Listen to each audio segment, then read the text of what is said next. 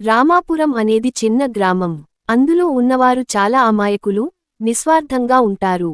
పచ్చటి పొలాలు, చెరువులు, చిన్న చిన్న గల్లీలు, ఎక్కడ చూసినా సహజ సుందరత్వం కనపడే గ్రామం. ఆ గ్రామంలో పెద్దమ్మ అనబడే ఒక ముసలిదెద్ద ఉండేది.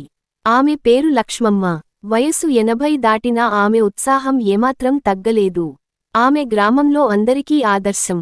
పిల్లల నుంచి పెద్దల వరకు ఆమెను గౌరవంగా చూడేవారు. పెద్దమ్మకి ఏ విషయంలోనైనా మంచి జ్ఞానం ఉండేది.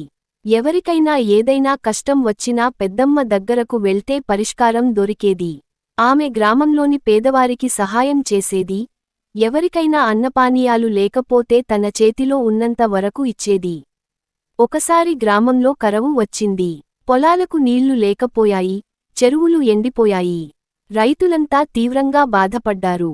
అప్పుడే పెద్దమ్మ తన అనుభవాన్ని ఉపయోగించి గ్రామస్తులను పోగేసి, గ్రామ చుట్టుపక్కల ఉన్న కొండ ప్రాంతాల్లో తవ్వకాలు చేయించాలని సూచించింది. మొదట్లో అందరూ సంశయంగా ఉన్నా, ఆమెపై నమ్మకంతో పని ప్రారంభించారు. కొంత రోజులు శ్రమించి గడ్డి తీయడం, పొదలు తొలగించడం, గుంతలు తీయడం వంటివి చేశారు. కొన్ని రోజుల తరువాత అద్భుతం జరిగింది.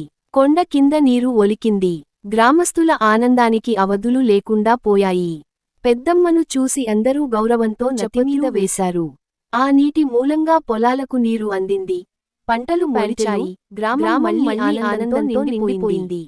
ఆ రోజు నుండి గ్రామంలో ఏ చిన్న సమస్య వచ్చినా పెద్దమ్మ సూచనలు తీసుకోవడం ఆనవాయితీ అయిపోయింది.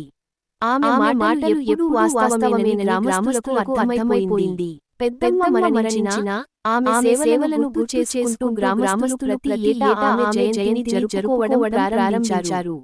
అలా ఒక సాధారణమైన ముసలి మహిళ తన ముద్దు మాటలు, సహాయం, ప్రేమతో గ్రామానికి ఆదర్శంగా నిలిచింది.